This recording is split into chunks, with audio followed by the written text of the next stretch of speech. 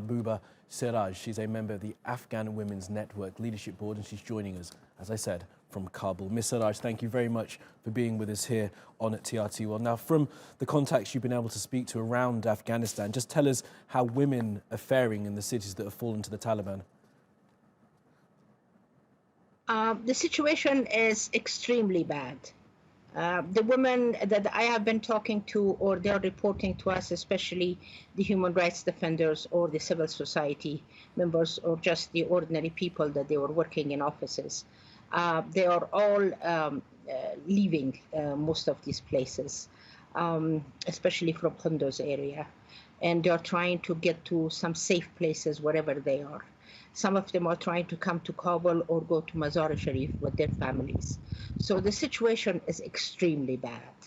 And what makes me really extremely, how shall I say, very sad is the fact that now Afghanistan and the lives of the Afghan people has become a subject of the Twitters of the world and just, you know, places like the United Nations, or they're all, you know, tweeting now about Afghanistan, and that's all they're going to be doing about it. Yeah, and that is, and everybody is just watching to see what's going to be happening. I don't know what it is that they're all expecting that is going to happen in Afghanistan. Well, I think, Mr. Raj, is it the death of all of us that they want? I don't understand it. I really don't understand. The situation is very bad. I certainly appreciate how upset you are by this, Ms. Seraj. I'm sure that many people are wishing the people of Afghanistan all the very best and hoping that the government forces can turn back the Taliban. And speaking about the government, have they made any outreach to you about making sure that they can protect women in cities that are still held by the government and all the gains that have been made by women in the past few years? I mean, they are going to do their best, for God's sakes. Right now, also is our soldiers that they are fighting, you know, the war at all the fronts. But then again, for us to expect that the government is going to be able to protect us, I mean, we are not even expecting that.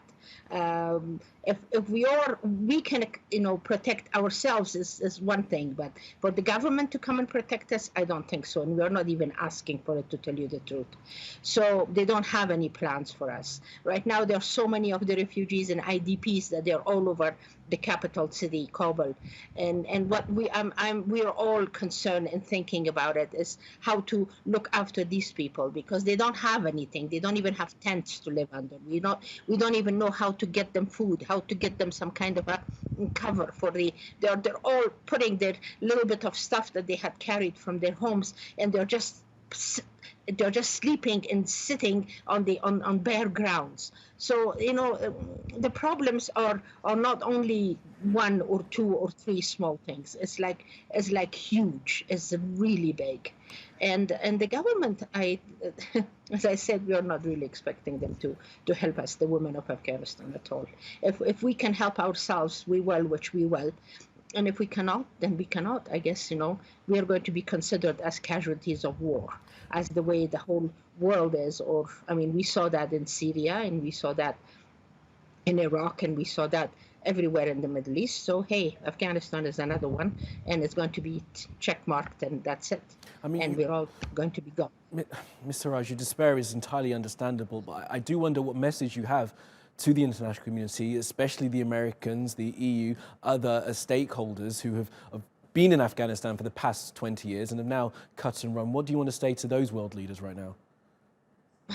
To those world leaders, I'm going to say really shame on you. I'm going to say to the whole world, shame on you for what you did to Afghanistan. Why did you have to do what you did?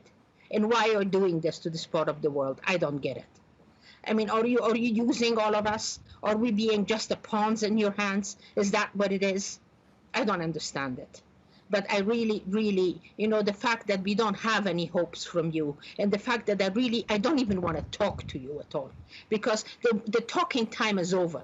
We talked to you, we demanded, we asked, we did everything, and nobody paid any attention. They just made decisions with their gut feelings or whatever. All of these men of the world, that they are in power, and they're destroying something that we worked so hard for. What is happening in Afghanistan today is going to put this country 200 years back again. And how are we going to do that? Again, for me, I'm not going to see anything good about this generation. I'm going to be gone. I won't even see my country doing what it's supposed to be doing. Not only me, but a whole lot of other people. Even for the young generation, what are we going to do? Now there's going to be an exodus of the Afghans again leaving this country. So what are we going to do? We are going to sit again and fight again and lose again and then make another generation and then for the world to make another stupid decision and destroy us all? Is this what it is going on? I don't understand it. I'm so sorry, I don't understand it. And thank you for giving me the time so I could say this to the world. We are disgusted. Well, we want to hear your voice, Ms. Seraj, and I'm sure I speak for billions of people who are praying for you and for your safety and for the safety of your country. Mahbooba Seraj, thank you very much for being with us on TRT World.